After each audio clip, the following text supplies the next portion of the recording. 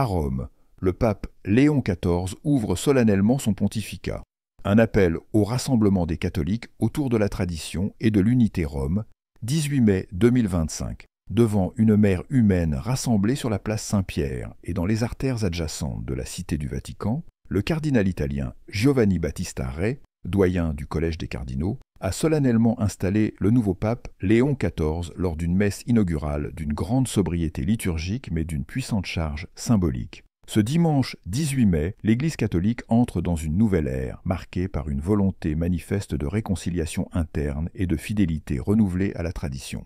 Élu il y a quelques jours à peine, à l'issue d'un conclave discret mais décisif, le nouveau souverain pontife succède à François, dont le pontificat, long de plus de 12 ans, aura été celui de nombreuses réformes, d'un effort marqué vers la synodalité et d'un ton souvent critique à l'égard de certaines tendances conservatrices au sein de l'Église. Dès ses premières paroles publiques, Léon XIV a voulu donner une orientation claire à son magistère, celle d'un rassemblement du peuple catholique autour des fondements doctrinaux et spirituels de la foi. Un pontificat qui se veut rassembleur, mais enraciné.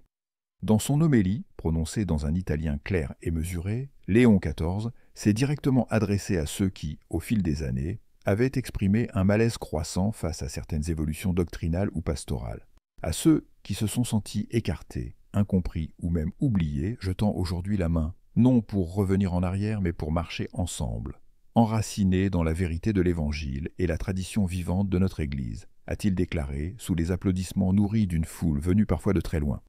Fait marquant, le nouveau pape a expressément rejeté l'image d'un pape autoritaire. « Je ne serai pas un autocrate, mais un serviteur de la communion », a-t-il affirmé, en écho à certaines critiques adressées à ses prédécesseurs, mais aussi à une volonté de rompre avec la personnalisation excessive du pouvoir pontifical.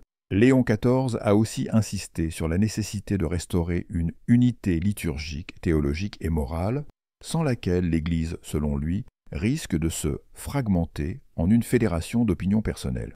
Ces propos, interprétés par nombre d'analystes comme un signal fort en faveur d'un retour à des normes liturgiques plus traditionnelles, notamment en matière de liturgie tridentine ou de discipline sacramentelle, pourraient raviver les débats entre différents courants au sein de l'Église. Une cérémonie d'installation hautement symbolique. Sur le plan protocolaire et diplomatique, la messe inaugurale s'est déroulée selon un rite codifié, mais rehaussé par une affluence exceptionnelle de dignitaires internationaux. Près de 100 délégations étrangères étaient représentées, témoignant de l'importance géopolitique que conserve le Saint-Siège. Du côté européen, la présence du chancelier allemand Friedrich Merz, de la présidente de la Commission européenne Ursula von der Leyen, ainsi que des premiers ministres du Canada et de l'Australie, a illustré le poids diplomatique toujours considérable de la papauté sur la scène mondiale. La monarchie espagnole était également représentée par le roi Felipe VI et la reine Laetitia, figure importante du catholicisme ibérique. Le prince souverain Albert II de Monaco et la princesse Charlène complétaient la délégation princière, fidèle à la tradition de proximité entre la principauté monégasque et le Vatican. Côté américain, la présence du vice-président J.D. Vance, converti récent au catholicisme et critique notoire de certaines orientations de François, a été particulièrement remarquée. Il était accompagné du secrétaire d'État Marco Rubio, lui aussi catholique pratiquant. Cette composition illustre la place grandissante des catholiques dans l'administration américaine actuelle, tout en soulignant les tensions persistantes entre Washington et Rome, notamment sur les sujets migratoires, sociaux ou climatiques. Un pape entre héritage et espérance. Le choix du nom Léon XIV n'est pas anodin. Il évoque pour beaucoup la figure du pape Léon XIII, pontificat de 1878 à 1903, grand intellectuel et auteur de l'encyclique Rerum Novarum, texte fondateur de la doctrine sociale de l'Église.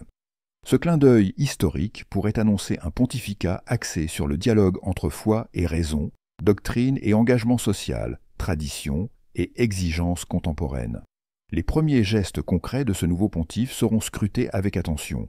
Nomination de nouveaux responsables au sein de la curie romaine. Orientation donnée aux dicastères clés, comme celui de la doctrine de la foi ou de la liturgie.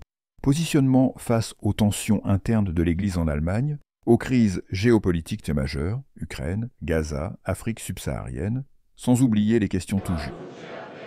Requiem benedicat vos omnipotens Deus, Pater et Filius et Spiritus Sanctus.